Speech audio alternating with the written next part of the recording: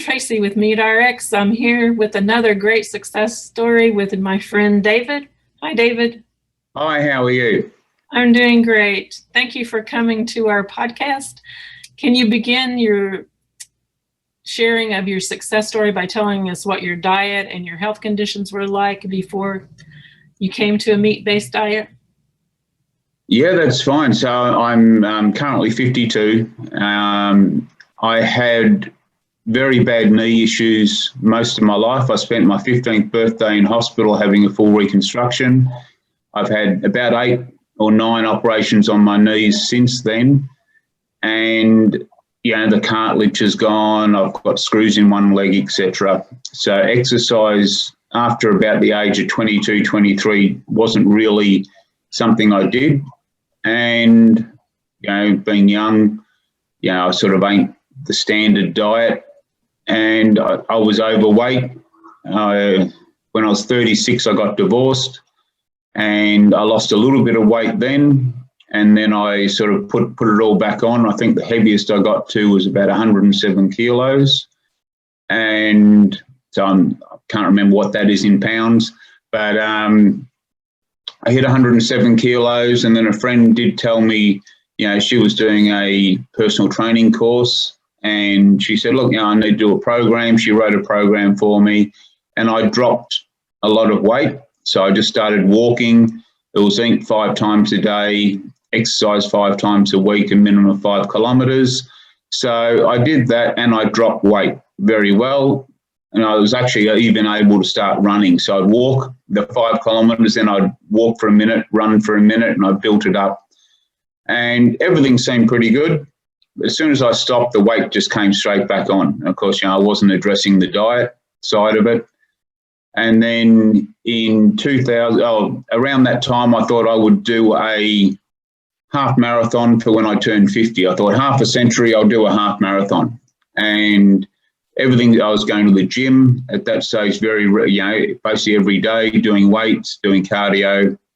And then I did my first fun run, which wasn't too much fun because I tore the cartilage in my knee again. And I thought, no, I don't think this is for me, this running caper. So I jumped back on a bike, which I'd done when I was a lot younger. And with just a standard diet, I did an 800-kilometre bike ride in Thailand instead of my half marathon. I did this bike ride in Thailand for a charity for some children over there.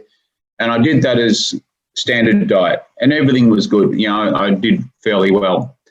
A few months later, I learnt about the ketogenic diet and that interested me because I work part-time in mental health and I see people with, you know, a lot of issues, and I sort of put 2 and 2 together and realised that there is the link with food. And not only that, my father had been suffering with Parkinson's disease, and it's something I definitely didn't want to happen. He was 50 when he had a heart attack, and so I made sure that was really my goal. By the time I'm 50, I actually want to be healthy because I'd seen what happened to Dad, and Dad luckily survived the heart attack, but then he was cut down with Parkinson's. So I wanted to change my lifestyle so as I avoid a lot of these issues. So I went ketogenic, did that for 12 months, and I felt absolutely fantastic. So that was June 2018. And then in June 2019, I'd already lowered my carbs down to 1 to 10 grams a day. I thought I'm going to go zero carb just for 1 month. I was heading to Europe in July for a couple of weeks for work with my main job. And I thought, well, just for a month, I'll really clean everything up. And I went carnivore, and it was an absolute game changer. So I felt so much better, which I already felt good on ketogenic, but things just definitely changed when I went carnivore. So, and it was just so easy. I wasn't thinking, oh, what veg will I have with this? Don't necessarily, I count macros a little bit, but not really too much. It's more I just eat till I'm full. I do incorporate fasting. So when I fly to, say, Europe, instead of having the rubbish that they serve on planes, I fast for 24 hours. And I took my 25-year-old son with me, and he couldn't believe the fact that I'm just sitting on the plane not eating. You know, just have a black coffee as we go. And it was fantastic. My knees don't ache. When I was ketogenic, I did another one of those 800-kilometre bike rides, and I had so much more energy. And then this year in January, I did the 800-kilometre bike ride as a carnivore, and it was different again. So I've done this 800 kilometres in 8 days through the Thai heat in January. I've done a standard diet, ketogenic diet, and also carnivore. And by far the carnivore diet, I'm finishing each day nice and strong. There's one day that I did 150 kilometres and I was fasted for 24 hours. And everyone else I'm riding with, and it's a social ride, it's not a race, they're all having fruit and cake and everything else every hour or hour and a half. We have a water stop and they're doing all that. I'm just adding a little bit of salt to my water bottle and I'm saying, let's go, let's keep riding. So the energy I get from carnivore is amazing, and my knee issues have all gone. I'm not aching. I've occasionally, you'd have sort of bowel issues, etc. on a standard diet. None of those exist anymore. And even, someone asked me yesterday about how often I actually go to the toilet and use my bowels. And I said, well, I say 50 minutes a week now. And, in time that I've got back in my life because I'm not in the bathroom. And then I worked it out last night. It's 2.5 days I've saved in the last 16 months since I've been carnivore. So, I'm getting more in my life as well. That's great. So how did you find out about the carnivore diet? Did you find it from a friend or? I found out when I went ketogenic, I started researching a lot. And I'd listened to a lot of podcasts. I think Two Keto Dudes were one of the original ones I listened to, Ketogenic Girl as well. And through that, I heard of Dr. Baker. And so I started listening to the podcasts. Again, the carnivore podcast started coming through more and more. Human Performance Outliers, I started listening to that. And that's the way it really, it was a little bit ketogenic, a little bit carnivore. And then my mix of what I was listening to started to change. And so if I'm riding my push bike, I'm listening to podcasts. If I'm in the car, same sort of thing. So I listen to probably 1 or 2 podcasts from various sources per day. And that's the way I got into the carnivore side of it, was purely by hearing Dr. Shawn talk. Mm-hmm. Awesome. So that's really cool. Are there many carnivores where you're living right now? Have you ever met any others, or have you influenced anyone else? I have a friend who I met through ketogenic, and we didn't know each other before both of us started, but we did. We've met and we've seen each other at a couple of conferences, etc. And I caught up with him and I messaged him quite regularly. And I said, I've just done a month of carnivore. He said, I've done 6 weeks. And I said, you started before me? And he said, yeah. And, he's amazing. He's lost over 100 kilograms when he was ketogenic, and he's just powering through it. So, big shout out for him. He's been very supportive of the lifestyle for me. We exchanged a few tips and, hey, we got a good deal on some meat from this butcher or something like that. So, but apart from that, no, there's not many. My family aren't supportive. My children are. I have 4 children and a grandson. But my mother sort of says, I'll talk to her about it. And she, that stupid thing you're doing, you can't survive like that. And I go, well, I'm doing pretty good. And then a couple of minutes later, she'll say, now, your brother's a little bit overweight. Can you do something to help him? I can't win, but there's not many. I don't know many carnivores, except for, again, the Facebook groups I chat to. There's an Aussie Carnivores group, etc. So hopefully once COVID all finishes, maybe we'll have a meetup or something like that and actually see a few more faces. Yeah. So was it hard to transition from keto to carnivore? Did you have any issues in the beginning doing that? The initial transition, the first few weeks I was fine. As I said before, I did 1 month and then I was heading to Europe. And because I felt so good, everything was fine. We actually had a family dinner for two of my children had a birthday a couple of days before I flew to Europe. So I had my whole family over, and that's about 30 odd people. So I'm one of 11 children. And so we had everyone over for dinner, and I cooked, and everything was ketogenic, except I just didn't have the vegetables. And it was great. And then 2 days before I flew out, my bowel motions changed, to put it nicely. And I hadn't read about any of this issue, or not really. And I was actually starting to wonder whether I was actually going to be getting on the plane, because I wasn't, I really couldn't have anything. And that lasted until I landed in Europe. So I had the 24-hour flight to Germany, and I just had to make sure I really didn't eat much. I had a couple of sips of water in that 24 hours. But again, I was going to fast anyway. And that's the way I sort of controlled it. I figured if I don't put much in, not much is going to come out. And that's the only issue I've had, is that little bit of diarrhea for, I think it was about 4 days.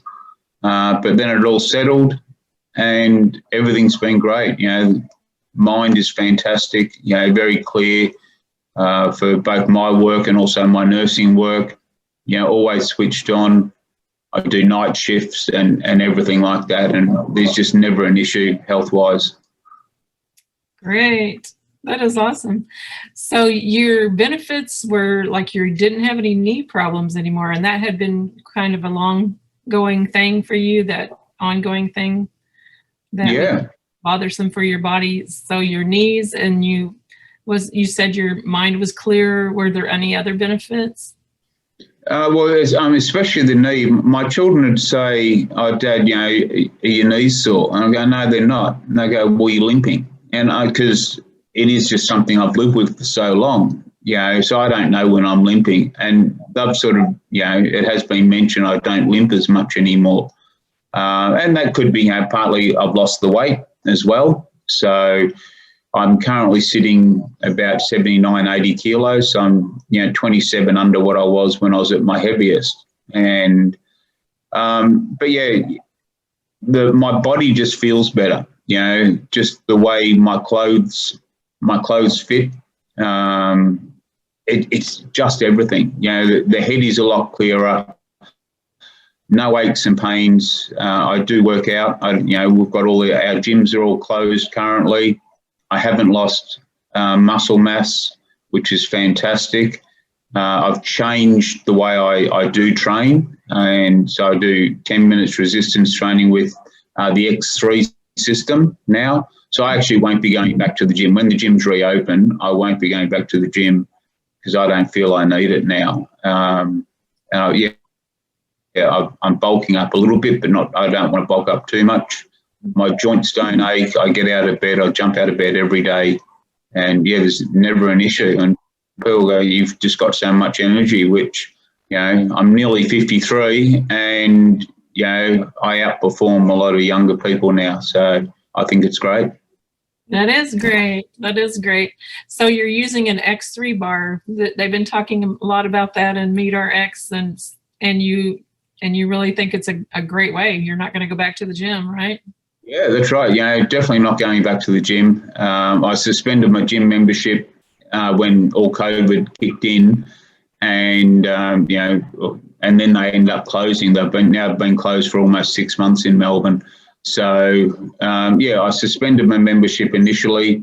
I started using the X3 bar, and I just find it's that 10, 15 minutes a day is really beneficial, and the results are coming a lot more than spending half an hour doing other weights and trying to wait, especially in the gym, you're waiting for people to finish using something. I don't have to do that. I can, I got up this morning, so it's only early in the morning, as you know, here in Melbourne, and I got up, had a shower, did 15 minutes with the X3, and that's it. That's all I need to do. And, I'll probably jump on the bike and do a little bit of cardio later on today, but that's not a priority. If I don't do it today, I'll do that tomorrow. And I just don't feel I have to, really push myself to maintain. And I'm just in maintenance now. I don't want to lose any more weight, and I don't have to exercise to stay the way I am, which I've never had that in my life before. Oh, yeah, that's really cool.